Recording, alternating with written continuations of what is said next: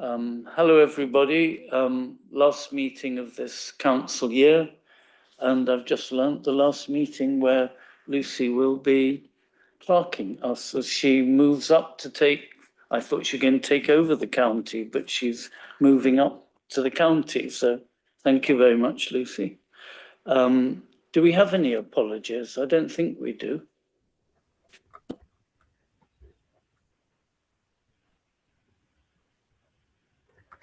Chair, sorry, Gurpreet he's trying to join the meeting. I think he's having some technical issues. If not, I'll cover a majority of the meeting, but if he joins, then yeah, it just depends on whether he can get connection or not. Okay, thank you. Thanks very much, Yasmin. Three councillors are on, Chair. We're currently missing those three councillors, and I'm not sure they often arrived late or never. So, but we are quorate, so let us commence. Any declarations of interest among the members present? None. Thank you very much. So I'm going to start with the risk management report, and I'll invite, I guess, Nigel to... Bill, yeah, Bill Lewis, Chair, actually. Okay, fine. Bill. Hello, yes, Chair. Sorry, I was here. My camera was off, though. Sorry.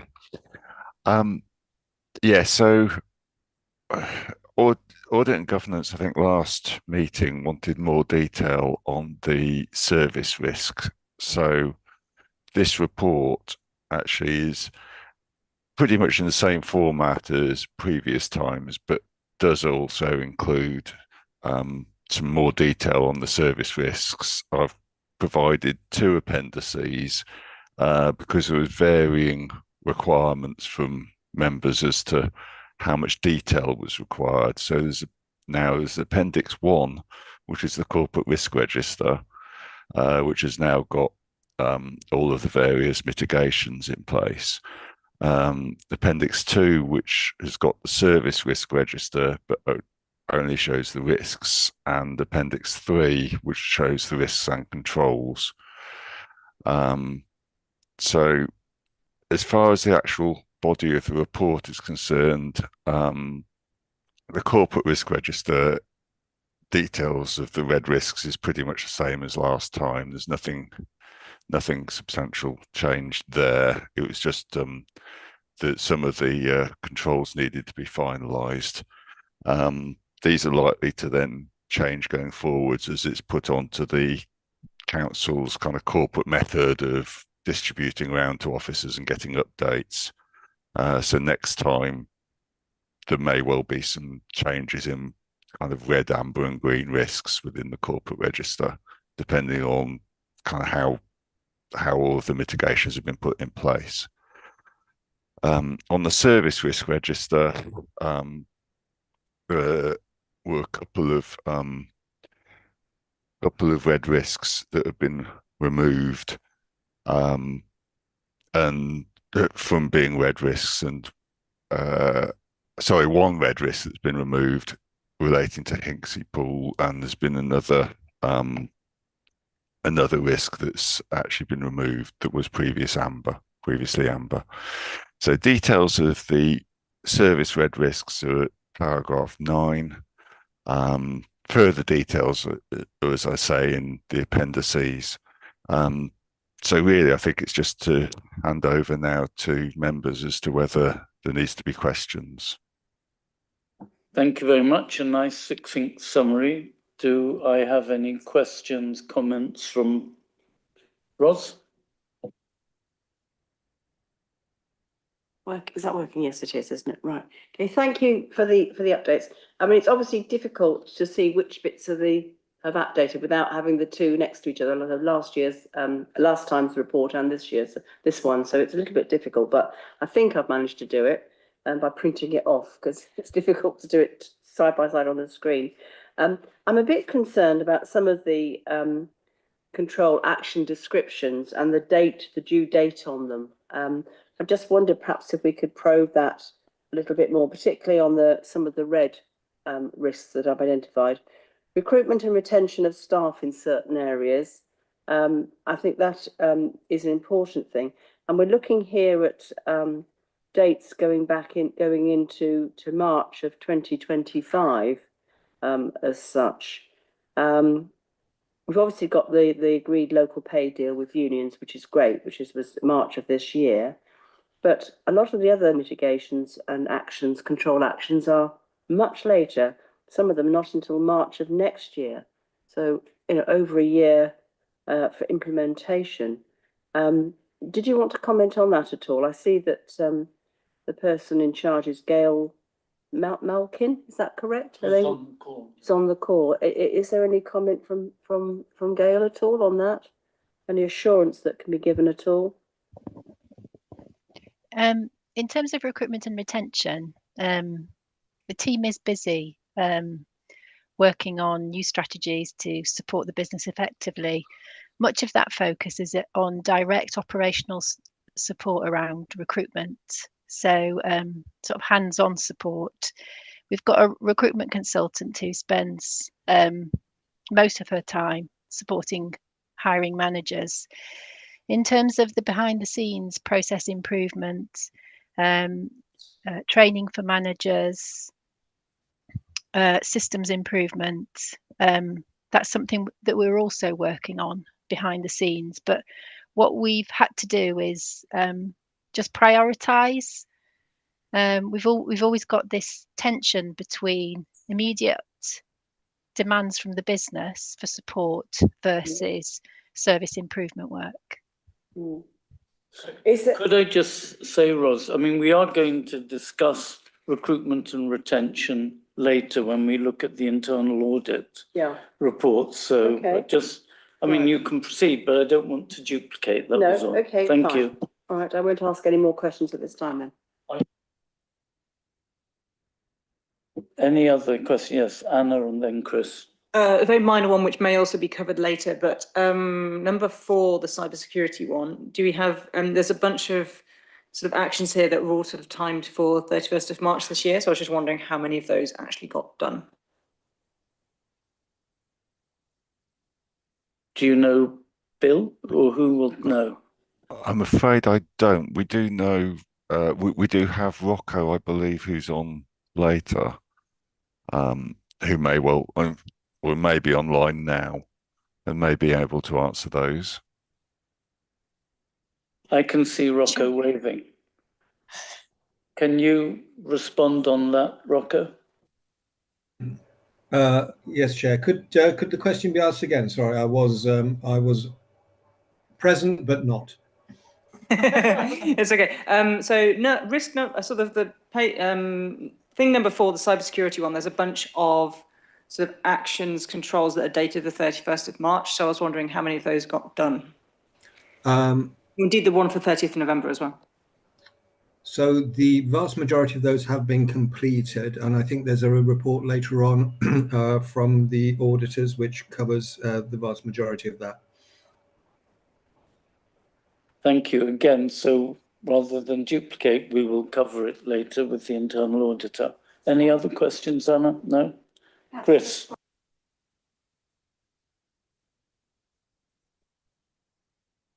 Helen, for you, I don't see you on the screen, but Helen, come. Oh, yes, it's hidden. Go on, Helen. Sorry, I was just going to say, just for assurance, that the actions that are on the corporate risk register have been directly lifted from the internal audit report to make sure there's parity. So absolutely, when we come to discuss that in closed session, you'll see Rocco will be able to update on that. Sorry, just for assurance for Councillor Broughton. Thank you very much. Thank you. Yeah, I just have a quick question around what James will describe as the terribly parochial risk around Hinksey Pool.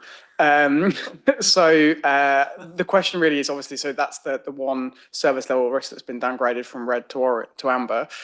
Looking through the controls that are listed in the appendix, there are a lot of dates that have passed and a lot of phrasing that is in progress and ongoing. It wasn't clear to me, again, as Ross said, comparing this to previous reports, what's changed between when we last met and today to make that have been downgraded to amber. Who will answer on this? Is it you, Bill? I can offer an explanation, Chair, actually. So on this particular one, I spoke with Hagan Lewisman, who unfortunately is on leave this week actually. But what he did say, as soon as the new income and contractor Serco came in, they have erected a fence of sorts around to mitigate the health and safety issues. Hence why it's been downgraded. Is that okay? I assume it is. Any other questions on the risk management report, corporate or service? No? Okay, in which case, Bill, thank you very much. Chair, if I could just check that councillors do actually want to have this level of detail in future, because there's no problem doing it. I just don't want to kind of provide all of that information and people say it is too much. If I could just have a kind of clarification on that, please. I think I speak for the committee, and I think we do appreciate the detail and we try as best we can to read it. Is that fair? Yeah, I try and do read it actually.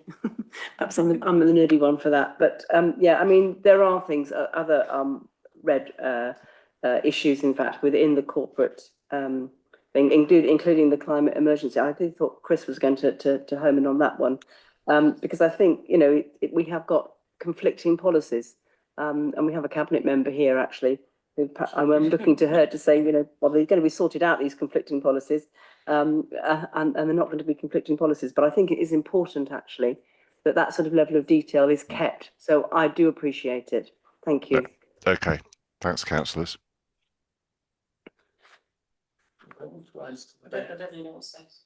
Okay. Well, it was the offer to speak, for you to say that you were. Thank you very much. So that we note this report. Thank you very much. Now we turn to the external auditors, and is it going to be Maria? Is it going to be Adrian who explains the current situation, please?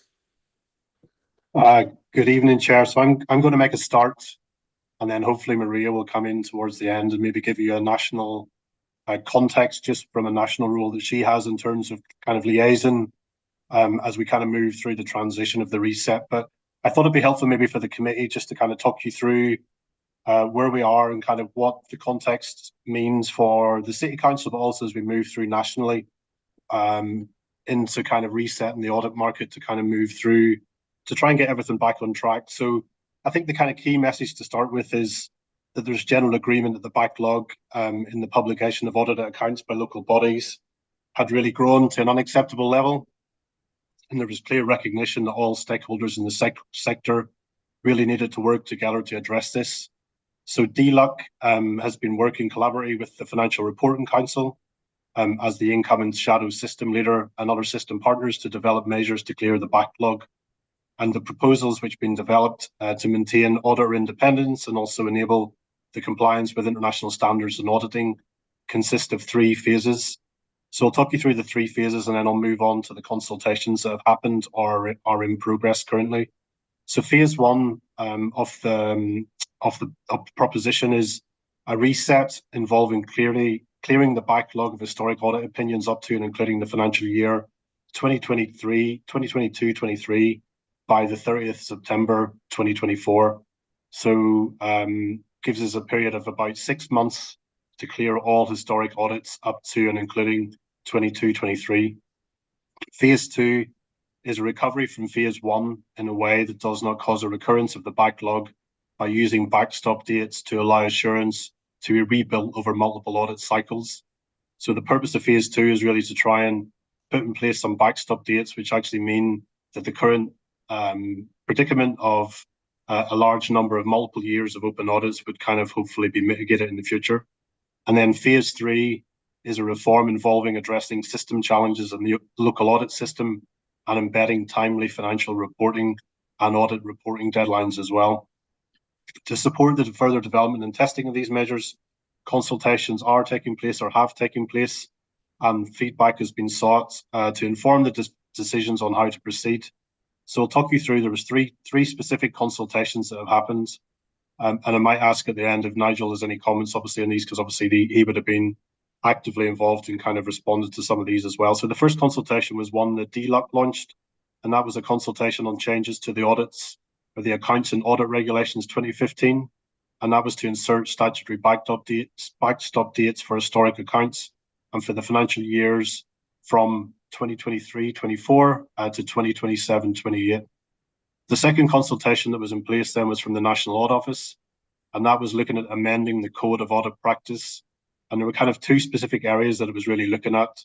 One was requiring auditors to issue audit opinions according to the statutory backstop date for historic audits, and place specific duties on auditors to cooperate during the handover period for the new PSAA contract, for the appointment of local authority contracts auditors for the period from 23-24 to 27-28. And the second part of the National Audit Office consultation was allowing auditors to produce a single value for money commentary for the period 22-23, and using statutory reporting powers to draw significant matters to the attention of councils and residents. The last consultation then was one from SIPFA, and that was a consultation on temporary changes to the accounting code for the preparation of the accounts. The proposed temporary changes to the financial reporting framework have an impact on both how the accounts are prepared and also how the audit procedures necessary to gain insurance would be undertaken as well. So as just detailed in those three consultations, quite a lot of activity within the market, but with a clear focus on trying to reset the market so that the current situation with historical and a large number of historical open years of audits would be mitigated in the future, with the fact that then the backstop dates would come into play, and actually audit work or audit opinions after a particular date would not be applicable.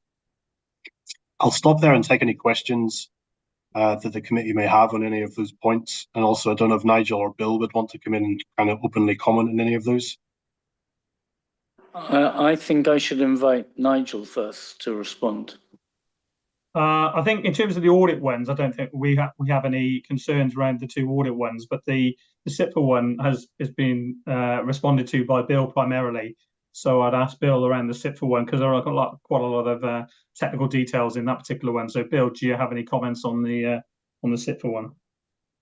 Yeah, well, I think primarily it's around something that keeps being talked about ongoing, which is sort of simplification.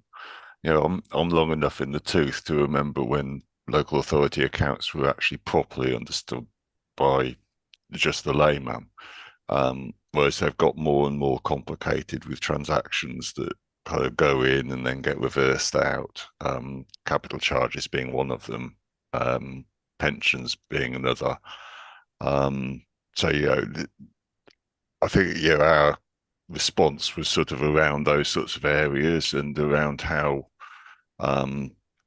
we could kind of lighten the load on both the preparers of the accounts in respect of property valuations, which also incidentally cost a lot of money to get done every year, but also the audit of those, because you know, auditors obviously, you know, the auditors that come on site obviously aren't property experts themselves, so they have to get their own property people involved, which also comes at expense. So there's sort of time and expense involved in kind of doing that. And what does it really add to the user of the accounts?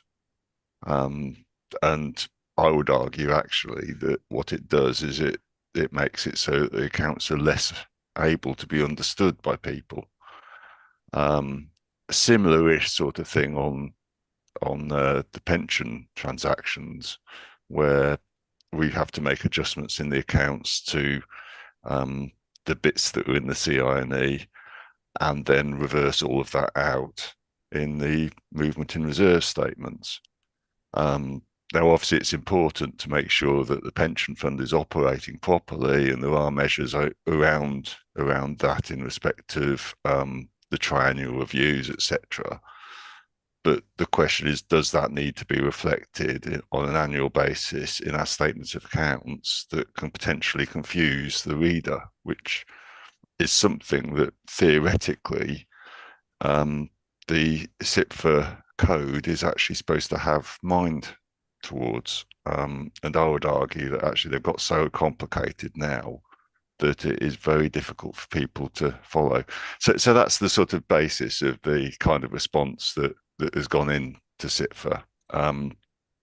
How much of it will be taken notice of, I don't know, because there's a lot of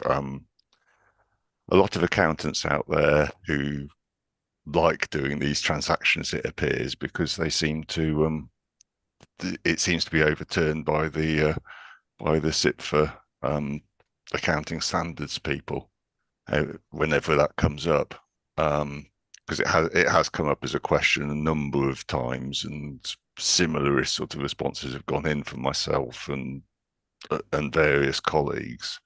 I mean, I don't actually have information on how many people go the opposite way and say, no, we want to keep all of this information. So that's really down to SITFA as to that sort of level. But in the end, the decision has been to retain all of that. So we'll see what happens. I think on the audit side, I think there was just the one comment, which was I think actually either Adrian or Maria said about it when we spoke before, which is just concerns over the timing of some of the reset, because the way it's going to work is moving dates from kind of a fairly long stop date for the earlier accounts and gradually bringing it back into line. And it's just one of the dates really clashes with their work on NHS accounts. So I believe there have been discussions around that, and I suspect there's been some responses to the consultation on that from the audit perspective. Could I maybe, I've got a question here from Ros. I'm not sure though whether I should first invite Adrian or Maria just to respond to the question about the reset dates. Do one of you on external audit want to respond? Yeah, more than happy to respond on that. So as a firm, we've responded to the consultations, as you'd expect. And certainly within the consultation and our response, we made it clear that it would not be helpful if the backstop dates also coincided with other peak deadlines. So for example, a backstop date of the end of May 25 would absolutely coincide with when NHS deadline tends to be at the end of June. So in our response to the consultation, we made those points clear, which is what Bill's alluding to. So certainly for us as a firm, we're looking with regards to our 24-25 audits to aim for the end of this calendar year, even if the backstop date is after that, because well, two reasons: rather be early than late. But secondly, we don't want to run into our NHS and NAO peak, because that wouldn't help anyone. So it was really a response to the consultation to say, yeah, we can see the backstop dates there for a reason. We understand why they're being proposed when they are, but also we need to be sensible about what other work that the audit firms have in the NHS, NAO and local government arena, and where those peaks are, and there doesn't seem to make much sense in having a backstop date that falls within an already existing peak of work. So that was the point that Bill was alluding to. Thank you very much. I know Ros has a question. Ros. Comment first, if I could.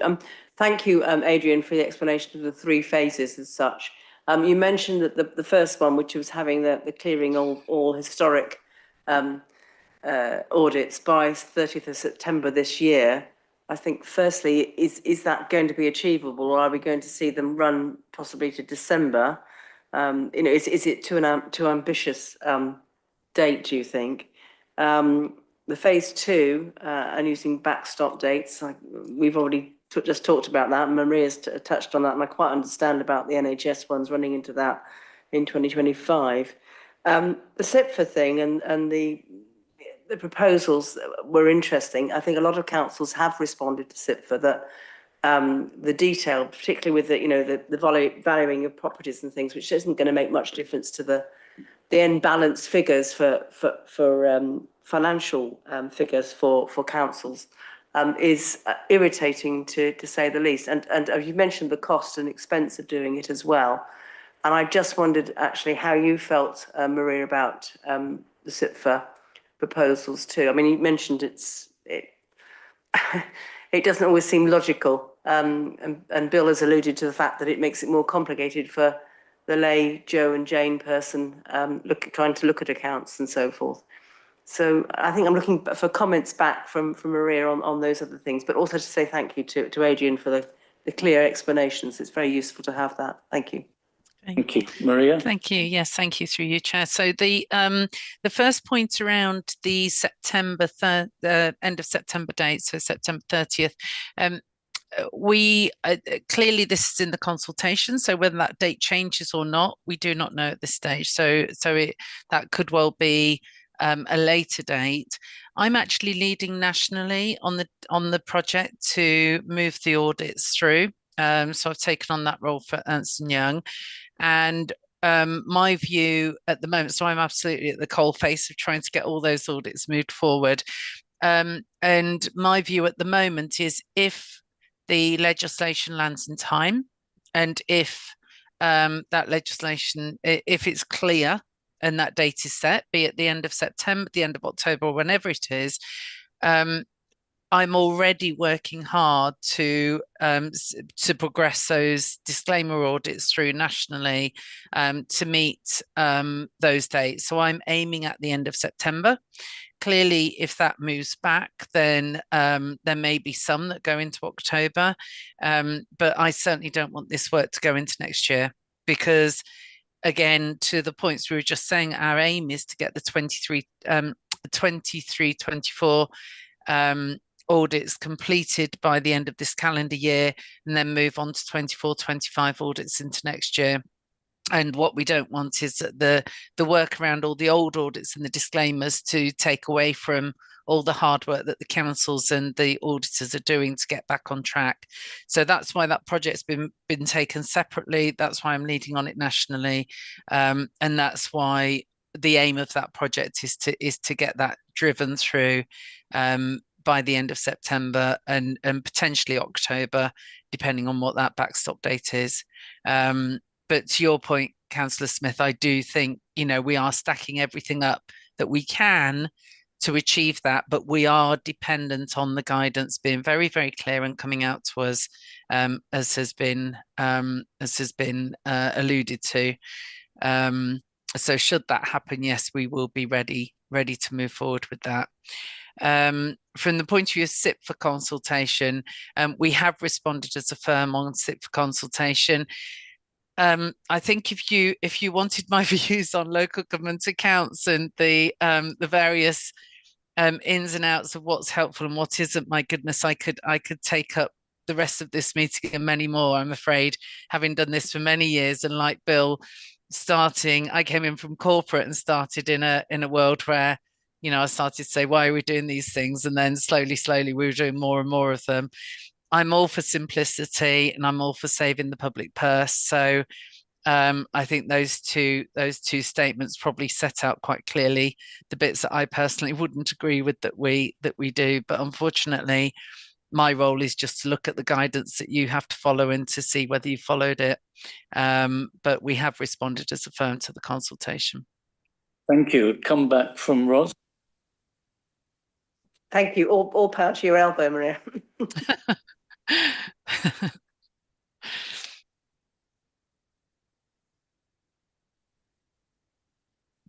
I mean, my screen manages to conceal whoever's in the corner putting their hand up. Yeah, it's myself.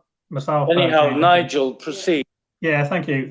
I just think it might be just too timely for perhaps Bill to remind committee where we are with our 21-2 and 22-3 final accounts, and even the 23-4 bill, basically, just where we are in that continuum. Because obviously, Maria's mentioned about disclaimers, and if the backstop date comes in for all those accounts prior to and including 2023 at the end of September, that will potentially have connotation or implications for the city council. So Bill, do you want to just remind committee where we are with those sets of accounts, basically, and perhaps Maria, you could just make a comment on basically what does that mean then for specifically 21-2 and 22-3. But Bill.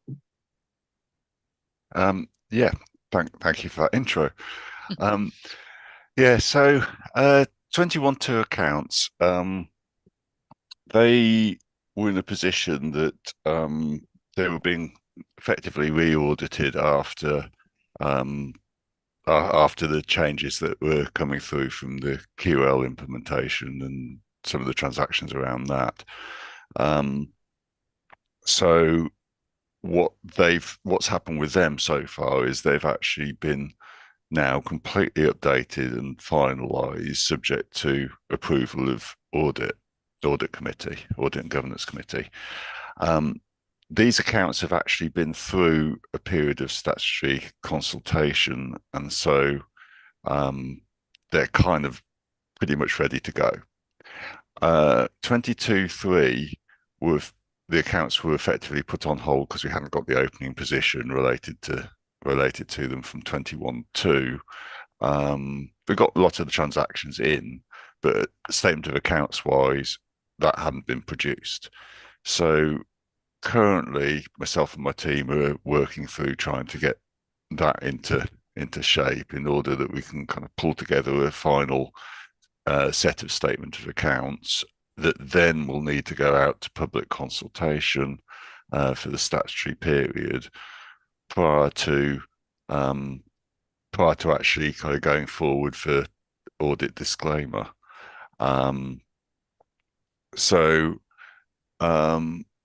We'll need to kind of do all of the statutory stuff like get an appointed day from EY, etc. But I'm waiting really to make sure I can get those finalised.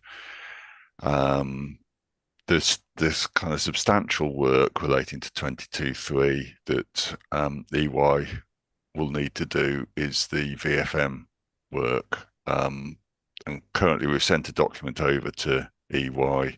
They will also need a copy of the outturn report, which is currently in progress. As far as 23-4, it's currently, it's being worked on, tends not to be my team predominantly, apart from a few kind of system-related transfers between years. It tends to be more the management accounts. So we're currently focusing on 22-3 and we'll then pick up on 23-4 after that. And we've set deadlines which are probably a bit ambitious and we probably won't meet, but we're going to try and push ourselves to get as close to them as possible. Because the deadlines we've set are kind of pretty similar to previous years, and realistically, that probably isn't going to happen. But we want to push ourselves as much as possible because we can't allow this to drift, and we want to bring things back along on track. And if it would be helpful, Chairman, then so from our perspective, then for 21-22 and 22-23. They're the 2 years that will be disclaimed, as I say, assuming that the legislation lands as we expect it to.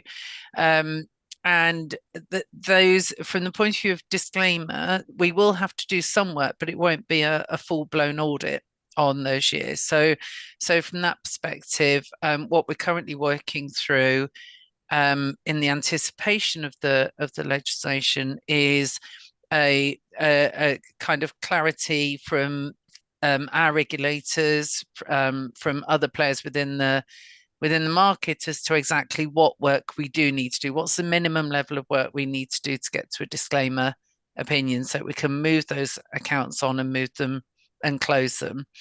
And one of the things that became clear, which Bill alluded to, was we do have to do the value for money work for those years because you cannot disclaim the value for money work. So that's why we're pushing forward with the value for money work, and really pleasing to have received information back and with more to come. So that's really positive. So if we can get the value for money work done to the end of 22-23, hopefully this month, and then we will have a draft value for money commentary for you, which you can, obviously we can bring through to committee as a draft at that stage. And then once we can disclaim those 2 years, we will then wrap that up in a disclaimer report that covers those 2 years. So that will pretty much tie off everything to 31st of March 23. From the point of view of 23-24, we're just trying to run that as a normal audit year. So for those years, we're saying, okay, assume that the resets happened, assume that that disclaimer work will happen, aside from the information request for VFM, which isn't onerous. I don't think it's fair to say. I think from, it's not like a full audit request or anything like that. We're now just trying to run the 23-24 audit as we would do. And that is about getting us back on track. So that's with the aim of not putting overly pressurizing your teams, but just making sure we have a kind of planning interim final, and that spread through this calendar year. So that's the point about getting back on track. So clearing out the backyard, but getting the 23-24 running as a smooth process, that then, we're kind of running back into 24-25 and into a nice kind of timeline. So that's why we've done it the way we've done it. Ros, do you have another? Can I comment? I suppose actually it's a question for Nigel really, and for ourselves. I mean, how do you feel about being reassured, only having these sort of disclaimer reports and the value for money, Nigel? I mean, it is a worry, is it not? Yeah, it is of a concern. I mean, obviously, external audit give an independent verification, basically, of everything contained within the accounts, basically, and therefore not to have that reassurance, basically, is a concern. But the government have issued their consultation, and should they go ahead with those dates, basically, they can understand, given the position that Bill has outlined that we are in for 21-2 and 22-3, I clearly understand where EY are coming from. I mean, of course, the other issue is what that means going forward potentially. We are sometimes, certainly for our companies like ODS, we are relied upon as a parent company basically to give parent company guarantees, and sometimes external organisations, or certainly private sector ones, may get a little bit nervous when they ask for a set of audited accounts and find there's disclaimers over those accounts. It's something which you're going to have to manage. It's something which you're probably going to have to talk to PSAA as well about, because how does the fees work out? And I think EY will say, well, how does the fees work out from their side in terms of being paid for the work that they've done? And I will say, how's it pan out from my side for paying for a set of, for work that hasn't been done? So what exactly are we getting? Well, absolutely. So bearing in mind that contract is not with the City Council, the contract is between the PSAA and and EY in this case. So there will be discussions to be had around that, but it is a concern, but I think it's one that we're going to have to work with. On a positive side, as Bill and Maria have alluded to, it clears the decks, it gets us back onto an equal footing, and we can spring off the back of 23-4 accounts, get those back on track, and get back to the days prior to 21-2, when we were issuing sets of accounts and receiving unqualified opinions, basically. So that's the position I want to get to. There is a bit of a technicality in terms of when disclaimers are issued. Basically, it does take, I think it was 3 years, I think we're saying, before a disclaimer works its way through, because you've got prior year balances, which obviously are disclaimed, and obviously prior year comparisons as well, actually. So it takes about 3 years before a disclaimer certainly works the system. And I think that the last point I'd note, unless Maria says otherwise, I'm not sure Maria herself or EY themselves know what the disclaimer will actually say and what the grounds for the disclaimer will be. And clearly the work won't have been done, but there will be a wording basically, which I think Maria has still got to be worked out, I presume, by EY. Yeah, and just on that point, Nigel, we've got clearly got drafts of what we think it will look like, but we also need to make sure that that's agreed across the system as well, from the point of view of us as a firm, our professional practices division, but also that it will hold muster with our regulators as well. Thank you. I mean, as far as I can see, we're not alone in this situation. And so we're going to wait for some overall solution, I fear. I mean, presumably we will get an exciting update when we next meet as a committee. I don't know if we will quite probably be the similar membership, but I look forward to hearing the update. I think maybe the committee can just note the concerns we have about this whole system and the mess we've got into, and hope that it is resolved as much as anything to the satisfaction of our finance officers, that they can go ahead and feel assured in terms of guarantees and all the rest. But look, thank you very much. I don't think there's much else to be said at this point. Thank you. Yeah. So let us proceed to the reports requested by the committee. The first one, which we've started to touch on, is about, it's called workforce sustainability. Is this going to be introduced by Gail? By who is going to be introducing this, or Helen? Yeah, so that'll be me, Chair. Okay, evening, everybody. You've seen from the reports that that Bill has presented that workforce sustainability has been presented as a corporate risk to the organisation. We discussed it last time, and you'll see in the report that there are a number of indicators that are prevalent both in the organisation and nationally, which has raised it as a corporate issue. So everything from our turnover has increased, whilst absence generally across the organisation is within our target. In parts of the business, it is reaching as high, when this report was written, as like 12 days per FTE. We've got an ageing workforce. When you look at our workforce profile, 25% of the workforce is 56 and over. And of course, I'm sure you're aware that nationally, other organisations are struggling to recruit. And of course, the cost of living does mean that staff members are chasing those competitive rates of pay. And that gets compounded to some extent by the fact that we do have hard to recruit roles. So as I've mentioned in the report, our surveyors, lawyers and environmental health officers tend to be those skill sets that are in particular short demand. In the report also, I've set out a range of actions that we are taking to mitigate this at a number of levels, everything from the pay deal, which we successfully negotiated for the next 2 years, effective from the 1st of April this year, to a more strategic piece of work, which is looking at our approach to pay and grading. We've had a programme in place for the last 12 months around leadership and development of the organisation, and the focus in the coming 12 months is on aspiring managers. So, particularly looking at how we can retain and keep that really good pipeline of staff coming through the organisation.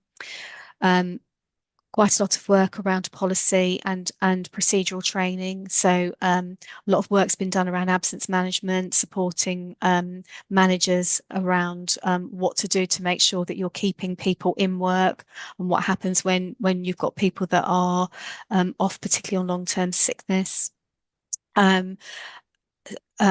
Aligned to that as well, of course, we have got the obligatory occupational health and employee assistance programs, which help to keep people in work, and also helping and supporting managers to bring people back into work.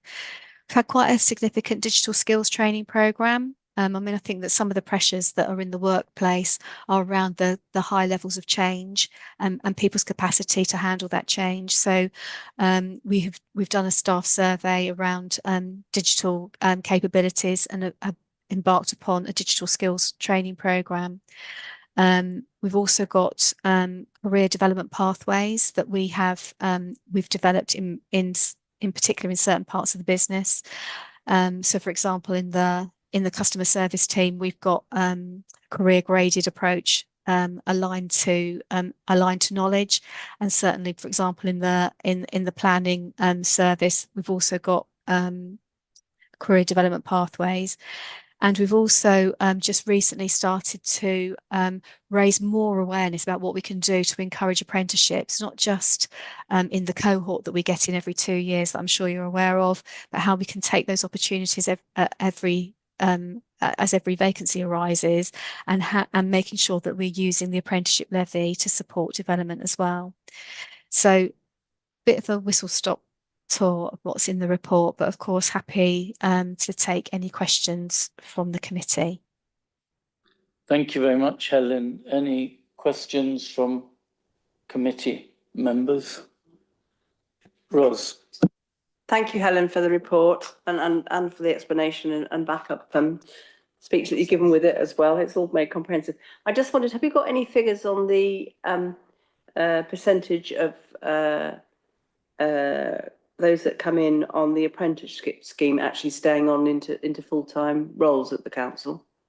So, I mean, Gail may be able to be a bit more precise, but I do know that mostly, so we usually have got a cohort, usually about anything from 8 to a dozen people in the cohort, and usually by the time we get to the end of the 2 years, those staff have found a permanent role within the organisation, or they have fallen by the wayside. Maybe I think a couple where that's happened have been around where there's been a mismatch in skills.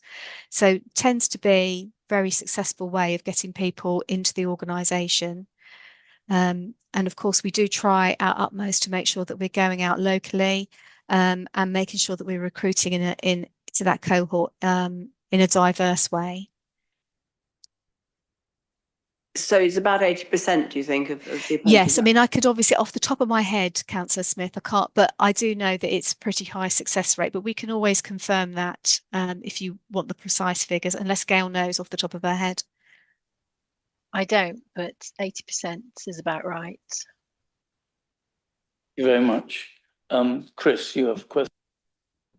Thank you, yeah, and thank you for the report. I have a couple of sort of comments, sort of questions. I mean, the first one is around paragraph 18 of the report, which says there's an aspiration to have a smaller and better paid workforce, and then concludes by saying this may improve the organisation's ability to recruit.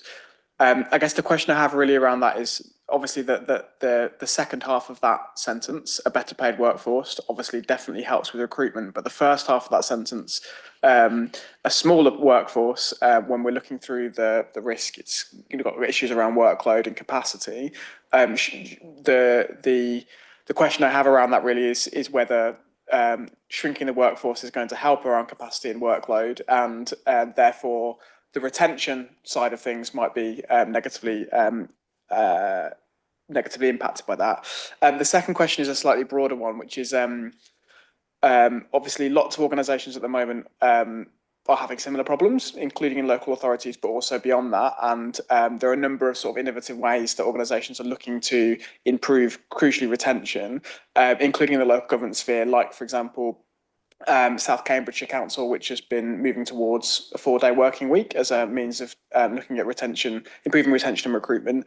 I know that this council passed a motion to start to explore looking at that, and I wondered those discussions where they've got to, and how considerations of more innovative approaches to recruitment and retention might aid in some of this. There we are. Helen, yeah. Yep, happy for me to go? Yep, thank you for that. So, in respect of a smaller, better paid workforce, I guess the smaller is something that is that's coming about from aspirations to be more efficient. And I guess with being it's about taking our opportunities when those needs arise. So, for example, if we're doing a restructure, what we're doing is we should be looking at the layers and spans in our structure and seeing if we have got small spans of control or too many layers. So I guess it's about needs must in respect to some of the other drivers from a financial perspective, and just making sure that we are being as efficient as possible with the resources that we have got. And I guess part of that as well is about better prioritisation focusing on what's most important. So I think it's driven by external factors to some extent, and it's just how we do that when the opportunity arises. Secondly, around the 4-day working week, we've just been really keeping a watching brief. I'm sure, as the committee know, the South Cambridgeshire pilot, for want of a better description, has received some national attention as well, and some intervention. But we have been keeping a watching brief, but that's about as far as we have gone with that at the moment, and just been gathering data. I'm sure you're aware, there's a 4-day week foundation. There's quite a lot of data and information on that. So we've just been gathering information at the moment, but it hasn't gone much further than that at the moment, Councillor. I guess just briefly to follow up on that, what would you be able to summarize what the data information that you've found on that has shown? Yeah. So in the foundation, so it's been, when you start to research it, it's quite amazing. But there's quite a lot of evidence to suggest that actually when you reduce the working week, performance does improve exponentially. And I think, you know, and of course, people feel, I think that comes from the fact that people have perhaps got more time to do and have a work-life balance. And so you get that back in terms of the discretionary effort, I guess, that people put into their work and the performance that comes as a result. So yeah, quite a lot of studies and stuff to suggest that it has really got some science behind it. And that's sort of off the top of my head, but obviously, you know, I can make those links available if that would be useful for people to see. But it's all on the web, needless to say. Thank you. I mean, I just had one question. How does I mean, we know that housing and such like costs are incredibly high in this city, which is a big barrier to recruitment and staff retention. How do we as a council compare with other district, unitary authority, other local government levels? And in terms of the very long-term sick, I know, for example, that Nigel's finance team has been particularly badly hit by this, quite apart from staff absences with people moving on. How do you deal with these cases of long-term illness? Yeah, thanks, Councillor. So if I take your question around pay, I assume what you were referring to was how does our pay compare to other local authorities? Is that what you were saying? It's how our turnover compares. Oh, sorry, our turnover. I don't know about turnover unless Gail has got access to that information. I certainly know that, and again, Gail may want to comment on this, part of the work we've been doing around pay and grading has been to review what the pay levels are both nationally and more locally. And I think, you know, that's a bit of a mixed picture. In Gail, I don't know, do you want to comment on that at all? Do you know anything about the turnover? So I can't comment just on Oxfordshire, but through my local government network, our employee turnover compared to other local authorities is low. So for some time, it's been around 10 to 12%. It has in the last four or so months increased to 15%. But other local authorities are looking at nearer 20% generally. And that's both sort of county councils and similar sized district authorities. Thank you. And what about the sickness? Yeah, do you want me to take that? So we have regular monitoring reports that get produced every month for all of the services, which show sickness by service area. We've got a discipline whereby where sickness is more prevalent in some areas than others, we've got a cohort of managers who are working together to make sure that we are sharing how we deal with it procedurally. So I know in the areas that are affected, there's a bit of a case management approach where senior managers and the managers with the sickness in their teams go case by case to make sure that there's adequate mitigations and adjustments being put in place to try and address each case on a case by case basis. We keep an avid eye on that. And that's proved to be quite successful, and we've supported that, as I said in my intro, with some absence management workshops to help managers, give them some of the skills and tools what to do in some of the more tricky cases. And every quarter we are reporting to the corporate management team so that they've got an overview of what is happening corporately. Across the piece, broadly, there is more long-term absence than there is short-term absence. That tends to be the rule of thumb. Yeah, we're making sure that we're doing occupation where it's long-term sickness. We're making sure that we're doing occupational health referrals, that we're keeping in touch. We're making reasonable adjustments, doing all we can to try and encourage those members of staff back into the workplace. But of course, for some long-term sickness, there are people are having operations, unfortunately receiving treatment and so forth. And so, of course, some of this is not within the realms of occupational health to fix. Some of it is having to run its course before those members of staff are fit enough to return to the workplace. Thank you. I can see Nigel has his hand up. Yeah, only that was mentioned in dispatches, Chair. So just to respond, really, yeah, you're absolutely right in terms of late. Basically, I think financial services have been under the cosh, shall we say?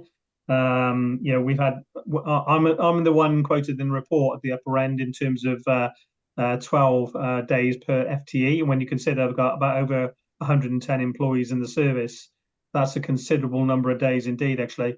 I would just like to say that most of that is long-term sick. Around 77% is long-term sick, and only 23% is short-term sick. And the long-term sick is, we go through all the procedures that Helen's just outlined, actually. So I do feel we're on top of it as much as we can. But these are, bona fide long-term issues, basically, as Helen says, operations and the like. And so it's not easy. And when you couple that with vacancies in the team as well, we've had 2-3 high-profile vacancies, basically. So we're trying to deal with those as well, trying to get temps, which has not been easy. And those that you can get, you pay a king's ransom, basically, for any temp in the finance world currently, actually. So, the mitigations, I mean, we do offer stepping up opportunities. So I've got a couple of members of staff who have come from the lower tier management up into stepped up to higher tier. So there are opportunities being offered for those managers. And we've also offered positions to people that are in other services within financial services to sort of change roles. I mean, clearly that has a toll on itself. In you cure one problem and you create another, basically. But they're all things that we do to try and mitigate. At the end of the day, you slow up, basically. You slow up. Your responses are slower, basically. You cannot just take a hit of that amount, basically, in terms of vacancies and sickness without there being some impact. And no matter what I do in terms of those mitigations, there will ultimately be a slowing down, basically, of response times, possibly from finance and things that we do generally. There is no doubt about that, actually. So it's something that we've just got to keep an eye on, sort of thing, and keep doing as much as we can. But certainly of late in finance, and there might be others as well. I speak for finance, basically. It's been a pretty difficult time in the last few months dealing with all these issues. Thank you very much. I just checked. Anna, were you just waving at our new arrival? You were, indeed, rather than a question. Okay. Thank you very much for a comprehensive set of replies. May we, as a committee, as it's recommended, note the positive progress being made to improve the workforce sustainability of the council. Is that okay? Can we agree? No. I don't think I can say it's positive. I mean, I think we note the progress being made, but as I mentioned earlier, some of the dates that here, the due dates, are way into March of next year. So really, I think we know there's progress is made, but I wouldn't say it's massive. I mean, it is still red, and the impact is still quite high, the number. So we removed the word positive, but we note the progress. Yes. Sorry, we note the progress. You didn't hear my comment. Okay, does the committee agree with that minor change? Thank you. Thank you very much. Gail, I think you may come up again when we do internal audit follow-up, so please bear with us. Let's move on now, and I think David Butler's going to present. Is that correct, on the Section 106 report? Yes? Yeah. Good evening, everybody. Hopefully you've had a chance to read the paper, so just sort of by way of recap, the paper tried to set out in fairly short order some fairly complex planning things, but to describe Section 106, which is a legal agreement made between the council and an applicant to what's called make the planning application acceptable in planning terms. Often that's a financial contribution for various infrastructure requirements, and they are specific to the planning application. So often that might be particular highways works, it may be particular improvements to a nearby park, for example, and those are very clearly listed within the Section 106 agreement. So money gets passed from the applicant to the council to deliver those works and can't be used on anything else. The only exception to that is an affordable housing contribution, where we're taking one in lieu of provision of affordable housing. That's sometimes acceptable, although obviously usually not a desirable outcome.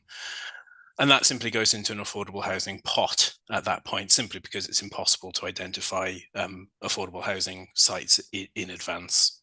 So we take money, and that's a perfectly appropriate way of dealing with that. That Section 106 money is then basically monitored and spent on the appropriate projects and not on anything else. CIL, Community Infrastructure Levy, is a different kind of ball game. That is a levy that's attached to all development over a set size, and the report sets out those criteria, and it's a set levy as well, so every development of that ilk pays exactly the same amount of money. That comes into the council and then split in three ways, and again that's laid out.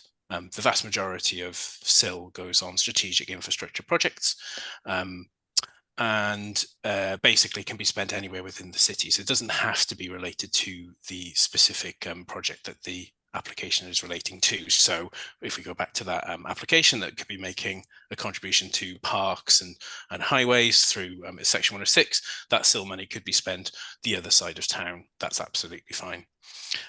So that really kind of is the nature of the paper, just really setting out what Section 106 does, which is very specific, very narrow, very focused to the planning application, and is a non-optional spend. You either spend it on that park or you have to return the money, whereas CIL sits in a communal pot and is spent in a variety of ways. And those ways are mapped out and set out. We publish a thing called the Infrastructure Funding Statement, which is an obligation that we have to do every year. And that sets out exactly where we spent CIL in the preceding year and the types of projects that we'll be spending on in future years, although that can change over time. Happy to take any questions, obviously. Thank you very much indeed. So, Anna. I have a couple of minor questions. So on page 61, basically the very first page, I think, of the tables, the difference between basically the first row and the second row, right? And like, is that a case of timing, or is that a case of just not being able to collect it?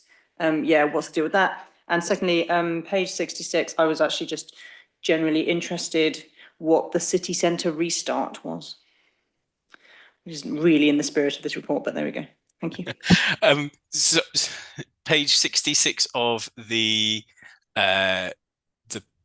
Sorry, I'm looking. Yeah. Oh no. Okay, I can do so. Page 1. No. Page 5 is where first row versus second row. Basically, the difference between the demand notices and the receipts. Yeah. And then I think it's page 10. What the city centre restart is. Okay, trying to find the city. Okay.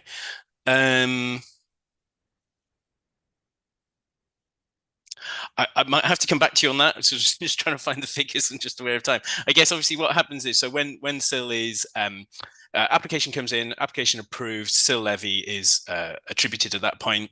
We send a demand notice at the point of commencement. We have to be told when commencement is coming in, and we send that demand notice. Obviously, then there's a period of time until we receive the money. So there can be a discrepancy between demand notices issued and monies received.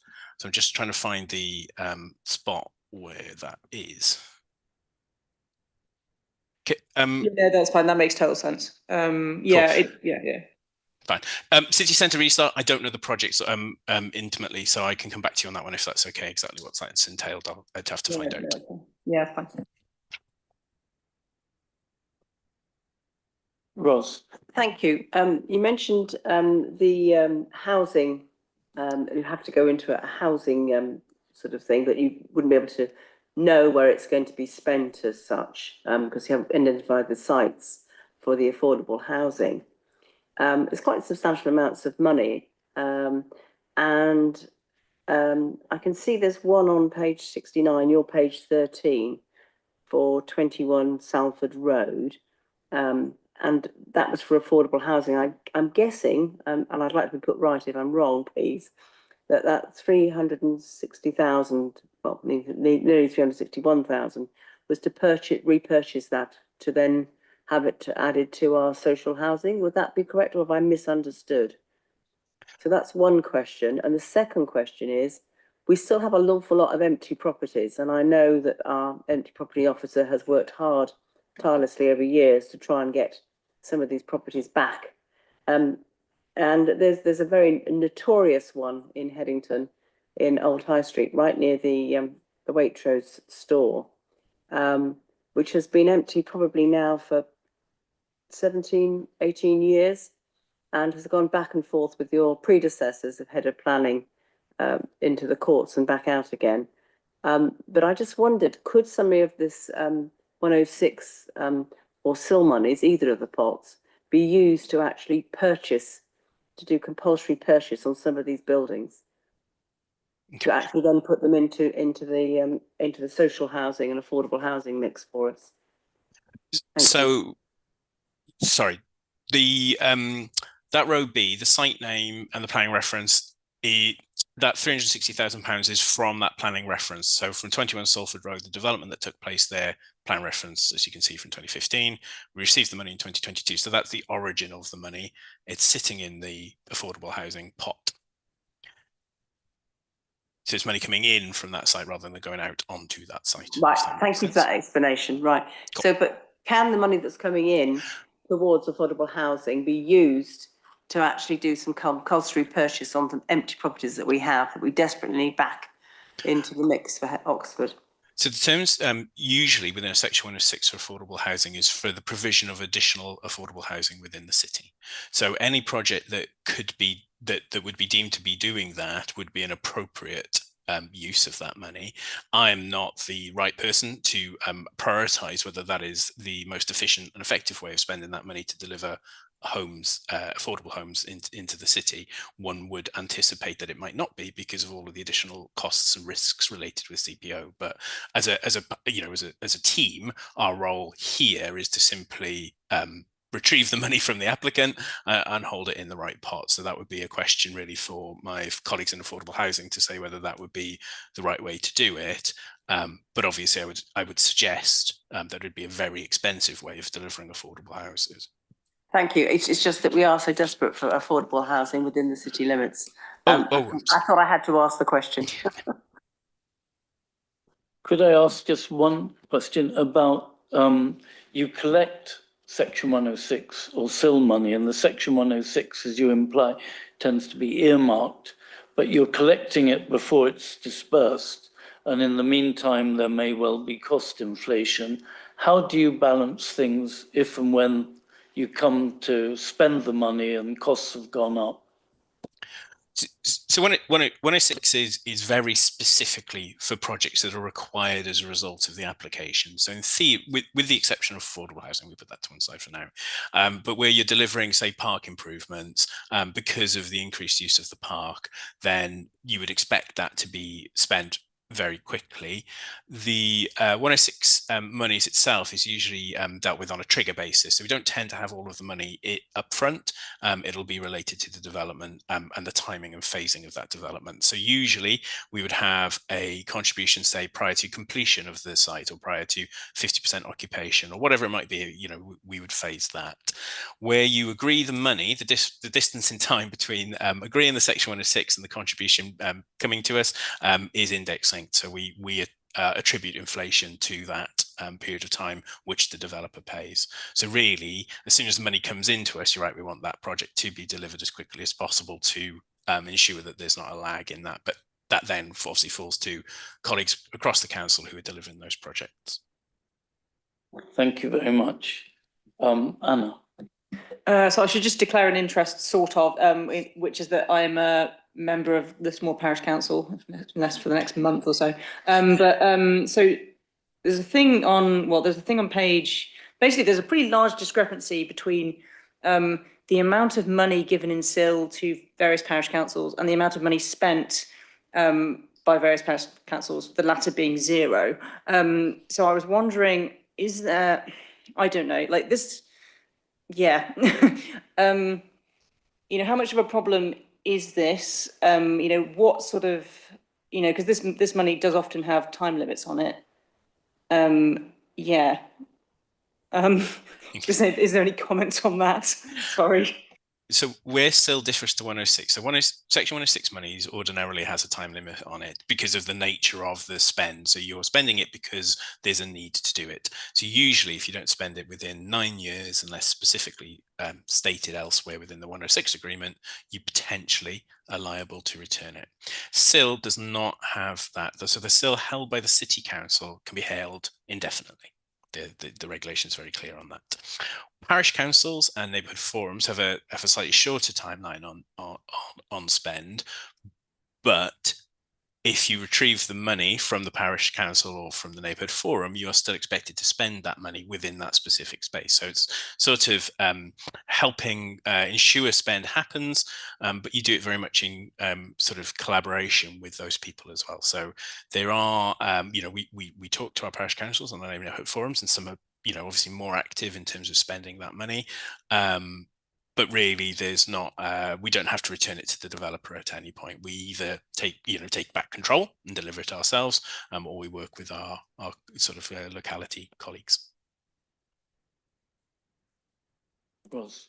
Sorry, I just got one more question, and I do apologise. The SIL payments to ward councillors' budgets of 75,000. That is just that's evenly spread throughout the city council members, isn't it? That's what Precisely. I thought. Yeah. Okay. Thank you.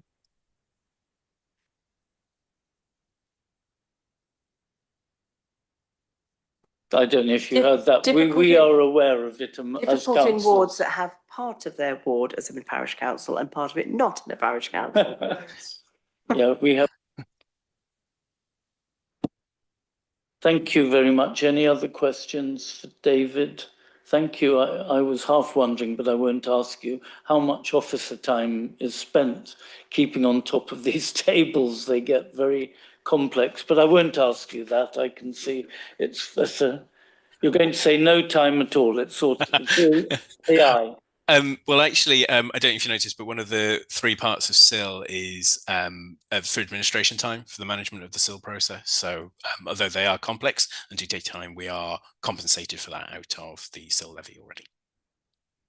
Oh, thank you very much. Well, thank you very much. I think what we meant to do, probably note the report, and thank you very much for providing us with detail as we requested. We did ask for this paper, so it's much appreciated. Thanks very much, David. No problems. I think I'm staying for the audit. Yes. Live as well. Perfect. Thank you. So we are now coming to Gurpreet or Yasmin introducing the internal audit, the plan. So agenda item 6, the audit plan and strategic plan. Well, thank you, Chair. So I have had some tech issues. If you can't hear me or if there are any issues, please do let me know. But if I'm not interrupted, I will assume it's okay. So I'll be taking this first paper. Yasmin will then be taking the other papers. So this first paper is our internal audit plan. This is a very important document that we issue each year, and it sets out the programme of work that we intend to complete over the following audit year, so 2024-25, which obviously we are now in, but also a bit of a skeleton plan for 24/7, so the following 2 years as well. But each year we do revisit this. So to give you assurance in terms of the process this has been through, the audit plan was developed from our own knowledge, risk registers, but also critically discussions with heads of service, and it went to the operational delivery group, a management group at the council for discussion prior to coming to the audit committee, to the audit and governance committee today. So what you'll see in the plan, and many of you will be familiar with this, is what is page 82 of the pack. It sets out over the next 3 years, 24/5, 5/6 and 6/7, the names of reviews that are in the plan. And then on the following pages, starting page 83, for those that are in 24/5, it sets out more detail, which includes the description of the review, why we've included it, the number of days and the indicative timing quarter that we intend to complete that review in. So you'll see for the year that we're now in, for 24/5, we intend to do reviews around risk maturity. Obviously, we talked a little bit about risk management today. EDI, we've probably touched a little bit on that when we were talking about retention. Other areas around GDPR and freedom of information, which continues to be a key area of focus. Affordable housing, income generation, homelessness, and accounts payable, amongst other areas as well. So that's the reviews that we are intending to look at in the upcoming year. And what you'll see in the future years, there are areas such as cyber, companies governance oversight, which is a key area, medium-term financial strategy, but also things in year 3 like recruitment and retention coming back around, because we recognise the importance of that area. And obviously Yasmin will be talking about that report after this paper. It's probably also worth noting after the plan, which is page 88 of your pack, is our internal audit charter. This is an important part of our plan. We have to issue this each year, and we do ask the committee, if agreeable, to approve the plan and also approve our charter.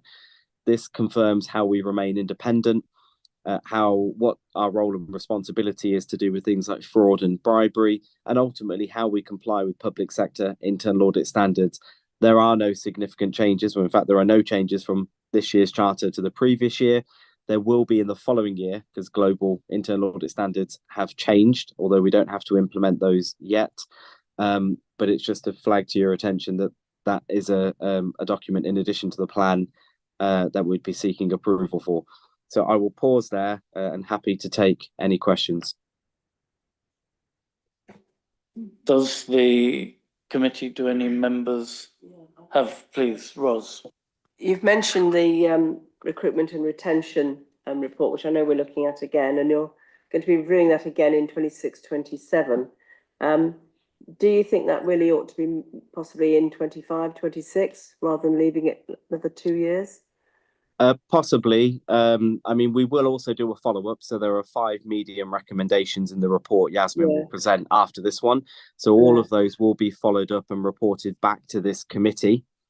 And so the committee will see our assessment as to the progress that the council have made over 24/5 as those recommendations become due, and into 25/6 if obviously they are delayed. The committee may also ask for management to re-report something similar to what they have done today next year if that provided assurance. And obviously currently it's in 26/7 as you mentioned. However, we do review the plan each year, and so I think if we got to this point next year and we had heightened concerns, follow-up wasn't complete, and this committee was minded, we'd bring it forward. So I'm more than content to note that and be mindful of it, and to make sure we do actively consider that next year to see whether it comes forward. But at the moment, it is in the 3-year plan, so it won't be lost, and we'll make sure that that is considered next time around. Ultimately, this committee approves the plan, so if you wish to bring it forward at that point next year, this committee can do so. I mean, we have we not, in the recent past, changed the years in which particular topics are being discussed? I think one of them was affordable housing. I mean, so it's not unusual to change the priority within each year. But we will note it. Any other questions, comments to Gurpreet? Thank you very much. I think we can note that, yes, approve that plan as it stands. I see everyone nodding, in which case let's move on to the progress report March 2024. And that's being introduced by Yasmin, is that correct? Yeah. Yes, thanks, Chair. So we've made good progress against the internal audit plan. I'll be presenting the building control report and then also the recruitment and retention report. We also have the main follow-up report to go through and then the cyber security follow-up report as a closed session. Field work is currently underway for 3 reviews, which will complete the 23-24 audit plan, and that's for selective licensing, data analytics, and the QL review. That should be all those reports should be presented at the July audit committee. I wanted to draw your attention to some of the changes made to the audit plan. So one was for the health and safety and fire safety review. So this review has been requested to be pushed back to the following year, 25-26, and it's included within the audit plan. The councils underwent an independent review with regulators on their health and safety measures, and there were several actions that were raised as a result of that.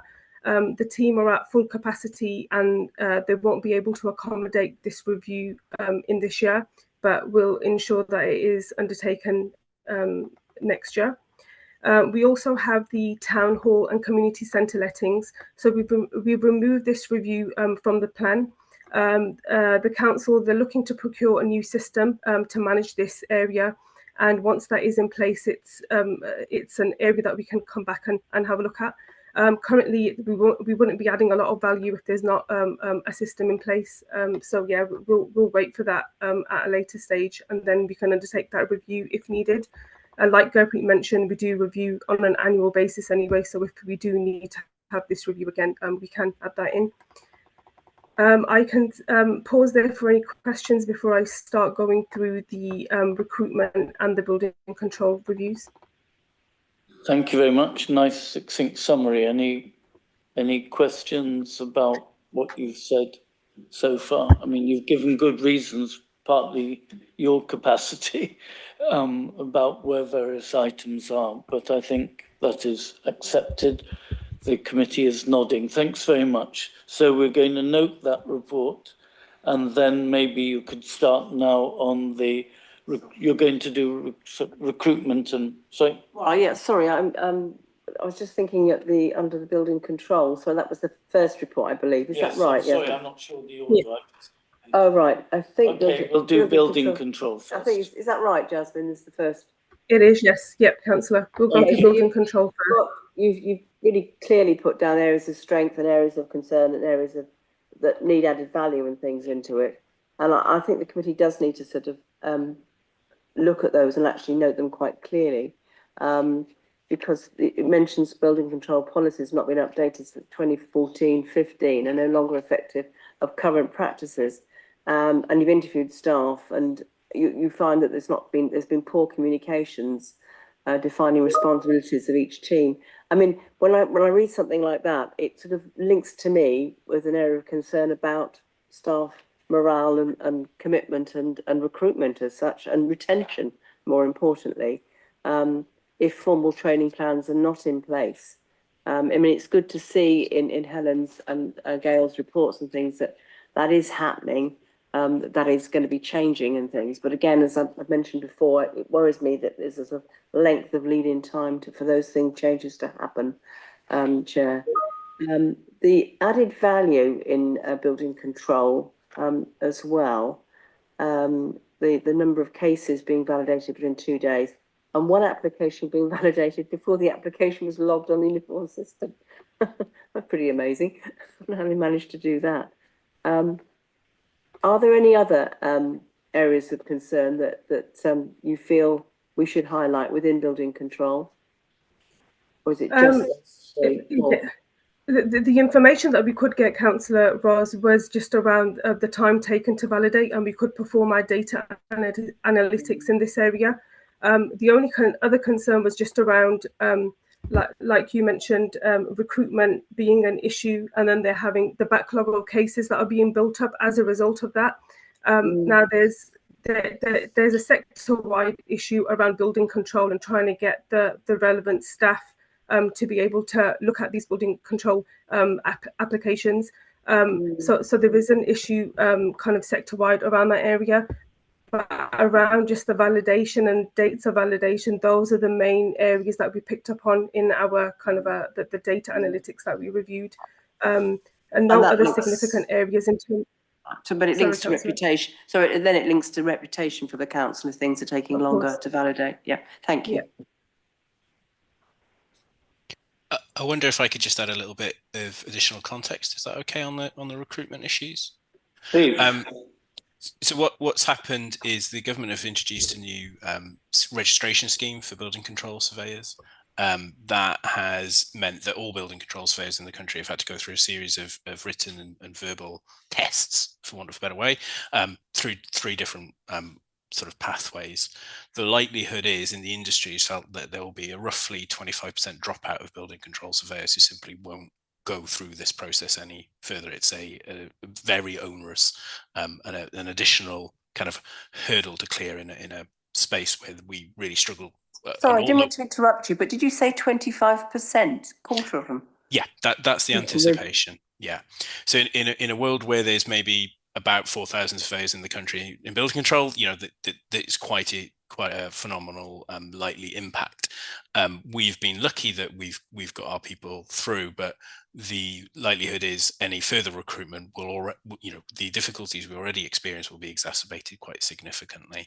So the points regarding resilience and staffing are absolutely well understood. And we, you know, work closely with Gail and Helen and others to try and offer as compelling a package as possible.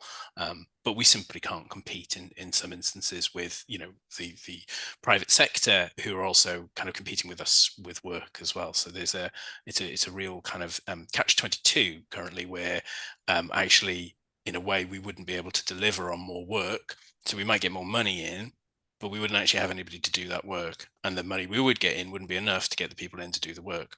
So it's a pretty vicious circle at the moment. So it's complicated. That's all I wanted to say.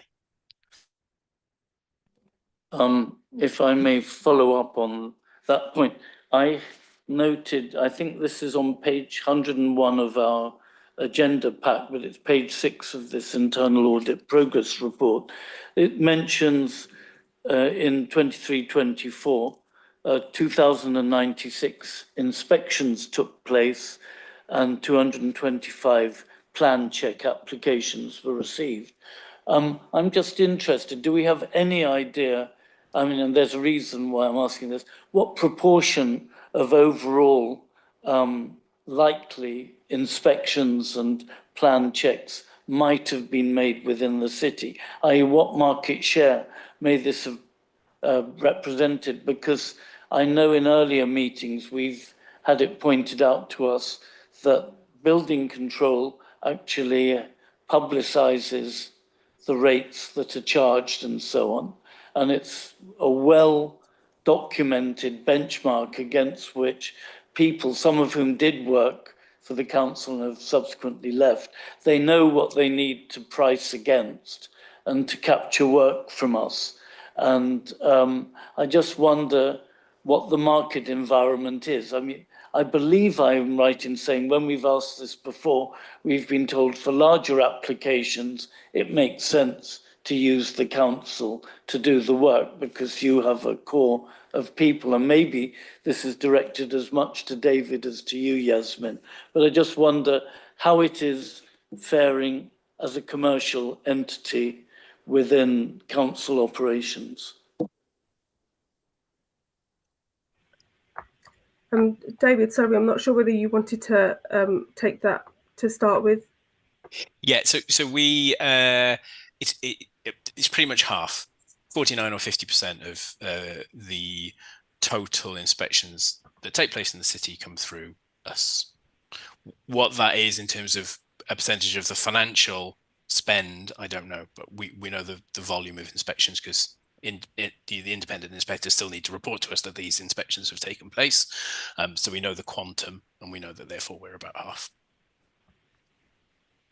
Thank you. And is it a serious problem, people leaving and then competing against you, or is that just the nature of the beast? It's the nature of the beast. We haven't had a significant churn. What we find is that when people leave, they're very, very, very hard to replace, and we're effectively having to use contractors to do that.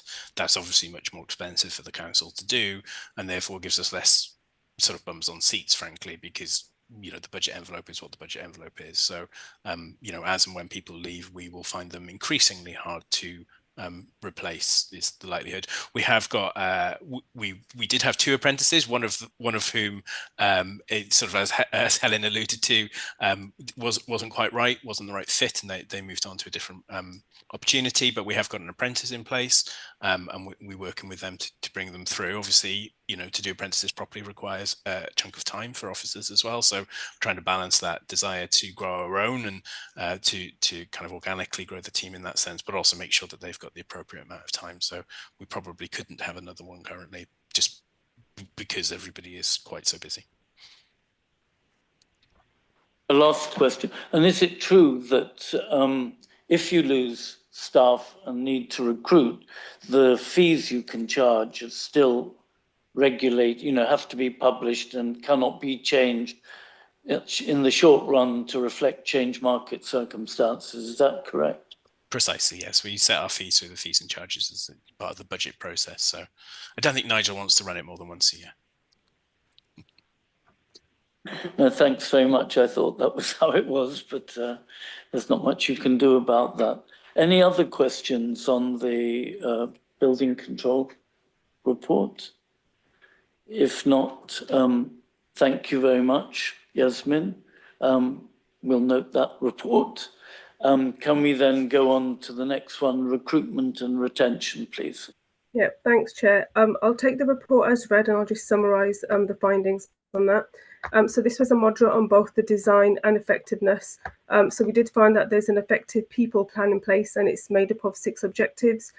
Actions were in place and monitored in the aim to meet these objectives. Sickness, absence rates and exit survey results were also monitored and reported to CMT, and key themes were identified to improve the current processes. In terms of the findings, the policies were out of date for recruitment, and they didn't outline the key stages of the recruitment process. Key metrics such as agency spend, vacant positions, and the root cause of individuals leaving was not reported to CMT, rather managed locally. And this was mainly due to data not being able to be extracted from the iTrent system. Pre-employment check evidence was not retained within one central system, rather held within various systems that manage the recruitment process. And the iTrent system isn't being used to its full capability. There is some manual intervention by the people team. So where interviews are being undertaken, the people team have to get in touch with the candidate to set up an interview with the hiring manager, rather than it being a HR process. So certain efficiencies and processes are required in that area. And then the recruitment website is also in development currently and requires updating. I'll pause there for any questions, but that was just a brief update on that. Any questions from Ros? No questions, but horror when it comes to the doing the DVS checks before somebody starts actually their employment. Just a horror to read that, and I'm hoping that management will address that toot sweet. That's what I would say. Could I just note one thing, and I want to make sure I understand it. In your final conclusion, which is on page 16 of your report, page 111 of the agenda pack, you say, we noted the council doesn't retain data to ensure vacant positions are filled in a timely manner. What I'm not clear, is the council not aware when there are vacancies? I would imagine it is. Is the problem that people who applied in the past the data are not being maintained. But the trouble is, in this tight job market, they may not be on the market. Anyhow, I'm not quite clear what data and timely manner, what we're referring to. I may be misunderstanding, but maybe you could clarify. Do you understand what I'm referring to, Yasmin? And maybe yes, Chair. Gail or Helen can answer. So this was around data not being but from a review, Chair, we couldn't identify whether data vacant positions or data on vacant positions was held within the iTrent system and then subsequently reported to CMT. So that was one of the areas that we did request the people team to have a look at. So yeah, it is the case of data not being recorded in terms of how many vacant positions are available. Gail, I'm not sure whether you wanted to come in and just clarify that. So one of the measures that we would like in place is a time to recruit measure. So we can measure from the date the vacancy arises through to the appointment of a replacement. So this has been a challenge in the team for some time now. One of the problems we've got is that in the past, the team hasn't been able to stay on top of the administration. So we've had, up until reasonably recently, 464 open requisitions, which are job requisitions. We've now got this down to 150, and we've identified that there are actually now 60 Oxford City Council vacancies, and we're working with ODS just to try and confirm which of the outstanding ones are real vacancies and which are not. One of the challenges we have is sometimes managers have got vacancies in their areas but choose not to recruit to replace. They may use the resources in a different way. So although we may appear to have a vacant role, it's not necessarily the plan that it's going to be recruited to.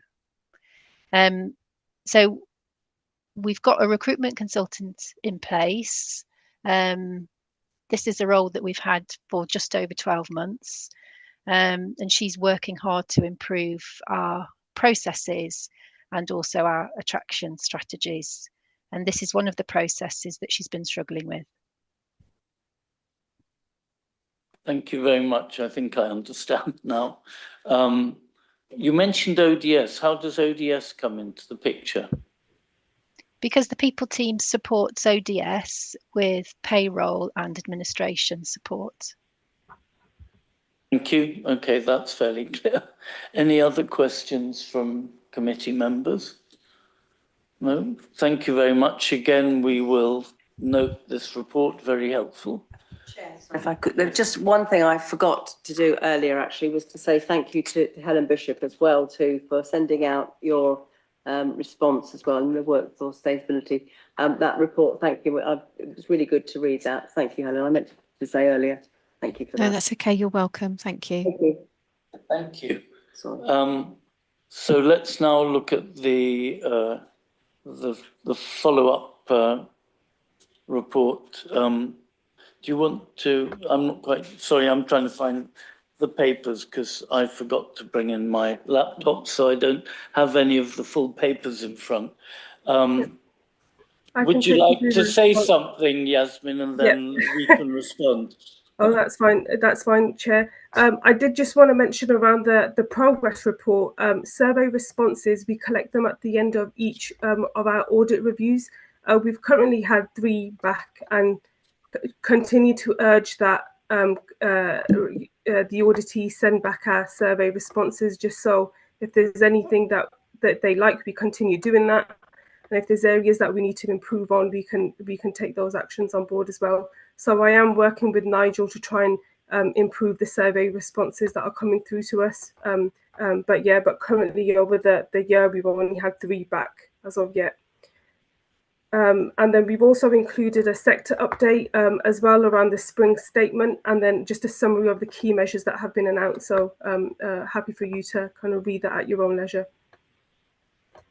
I can now go Thank into the you. follow-up, Chair. Yeah, and just focus on the incomplete recommendations, I suppose. Sure, yeah, that's fine. So there were 24 recommendations to follow up in total. Out of the 21-22 recommendations, there were 13 recommendations due for the quarter, and there's 6 for environment and 1 for business continuity remain outstanding, although significant progress has been made against the environment recommendations. For 22-23, there were 9 recommendations that were due. Of those, five currently remain outstanding, and 2 of those relate to cyber security, which we'll cover in our later paper. And 1 was for income generation. And then 23-24, 2 recommendations were due. Both are currently incomplete and have been provided revised due dates. Sorry, I haven't got the follow-up open. Oh. Revised to the end of June. Revised, to the end of June, and that's for planning services and accounts receivable. And I'll pause there, Chair, unless there's any further detail that you want against each of the recommendations, which I can provide. Thank you. We invited Mishtala to attend. He's been patiently listening, but his name is against the environment aspects and the large delay. Do you want to comment on this mission? Have you finally caught up? Delighted to, Chair. We have indeed caught up in a number of these. As Yasmin's already highlighted, we've scratched another 6 off as done. So that was in the complete ones. In terms of the incomplete ones, I think that the one I need to go to first, because when I reread carefully the exact wording here, I thought this doesn't read correctly, and I've double checked with the Executive Director of Development, Tom Bridgman, and so that's 4.3. So I'm on page 127 or page 8 of this specific report. And this is about the prioritisation matrix for capital projects, which the recommendations was that should be updated to include positive weightings for net zero carbon outcomes, or to penalise projects that are detrimental to this agenda. And the actual management comment is reportedly that there are formal capital prioritisation matrix documents and weightings in place. However, the council do not use them. Which did strike me as an odd thing for Tom Bridgman to say, and he's shown me the email that he sent. So I don't know quite how this has got scrambled, but his email, which went through to Yasmin, to one of your colleagues back in February, says, "I'm not aware of any formal capital prioritisation matrix nor any weightings." And when I spoke to Tom just a bit earlier, he's clarified that essentially the council has to weigh all things up when it looks at capital projects, and that typically starts with health and safety considerations being at the sort of the highest level, but then it's a balance of all the other strategic objectives of the council. And so I'm not quite clear how this one, but it seems to have got a bit scrambled in translation, but that is sort of the sort of chief one I wanted to point out, though I see Nigel's hand. May I suggest that a conversation occurs offline between your team and Yasmin, but Nigel is going to clarify everything. Nigel. I'm not clarify everything actually, but there certainly were prioritisation matrices used prior some time ago. Perhaps they're not used anymore. Basically, they were part of the capital strategy, and they prioritised things like health and safety and whether things were statutory and whether they met key objectives, etc.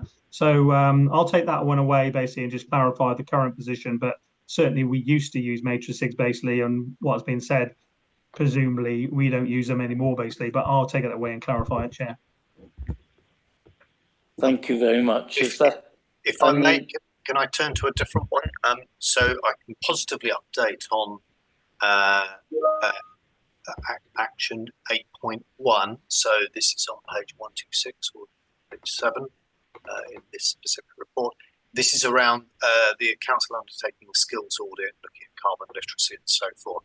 I've highlighted in the management comment that a training course has been developed and be scheduled for delivery in April, and I can confirm that the first such training course is taking place on Thursday this week. So we are actually making a start with that,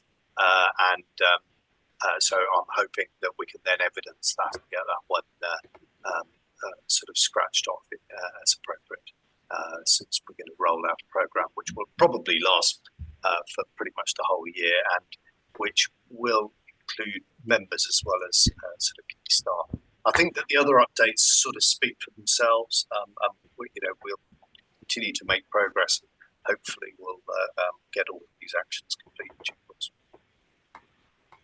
Thank you very much. Yes, looking at the incomplete. Any other questions? We've basically covered most of 21-22. In 22-23, there's a variety of incomplete recommendations. The only one, I suppose, I would mention, under income generation, the due date is now pushed to the end of this calendar year, but it appears that there's agreement that the due date is now July 2024, internal audit comment. Which one is correct? Chair, it will be the latter. It's the December 2024, just to allow the system to embed. They're looking to procure a whole new system, and July is just not realistic for, I guess, for that to happen, which is in another three months' time. So we've given the date of December to be just more prudent and realistic that will be the case. Income generation, I should add, is also in the audit plan that was approved earlier in this committee. So it may be something we take away and pick it up in one go in the review that we do. But either way, December at the latest, or potentially as part of our internal audit work, it'll be reported back to this committee. Thank you very much.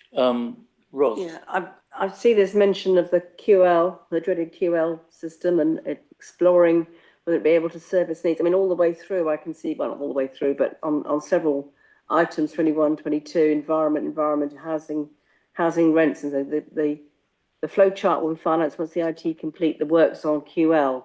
So from that last sentence, that was a management comment, the flow chart will be finalised once the IT team complete the works on QL. So it sounds like our internal IT team are having to, again, do more work on the QL system. We've looked at it as part in audit and governance, and we have not been impressed. I mean, I think when we had a cabinet member, I think I referred to the QL thing, whole disaster as a chocolate teapot that we actually bought. I'm just wondering if it's continuing to melt. Could I maybe suggest, I mean, we are due to go into the internal audit follow-up report. I know it's cyber security, but maybe we can discuss this in that context. Well, it is actually under the management comments. In fact, I'm looking at it. I mean, is that correct? The flow chart is going to be finalised once the IT complete the works on QL. I mean, how much more works are the internal IT team having to do on the QL system? Nigel? Yeah, I mean, we have a QL project manager who is quite considerably employed in updating the system, and we are continually bringing in new updates and new pieces of software to add to the system. So it doesn't surprise me that there are ongoing works. I don't know in this particular instance what that's referring to, but it's not about the system not working and therefore waiting for IT to complete something. I suspect this is around putting something new in, basically, and they haven't quite got to doing what they need to do, actually. So, there will be continual updating of the system, basically, as we continue to make improvements. I don't think it should be seen upon as a retrograde step. It may well be, Chair, that you might want to consider, perhaps for a future report, a sort of update of a position statement on QL, actually, perhaps for some time in the future to come to this committee. Might want to consider that. I think there's a lot of nodding at that particular suggestion. So maybe we can make that a recommendation that we do get an update. I'm never sure whether that should be in confidential session or not, but certainly I think people would like to know where we are now and be reassured on the use of the system. I take it as general assent from the committee. So thanks for the suggestion, Nigel. Any other questions or comments on this? Follow up? So thank you. So thanks very much, Yasmin. Now, Thanks, Chair. if we may, we have to go now to matters that are exempt or part exempt from publication. There's a whole form of words. Can I take it that everyone has it in front of them so we don't necessarily have to read it about moving into confidential session? And I have to then request, if I have assent, I'm looking for nods all around, I have them. So may we please stop the live streaming?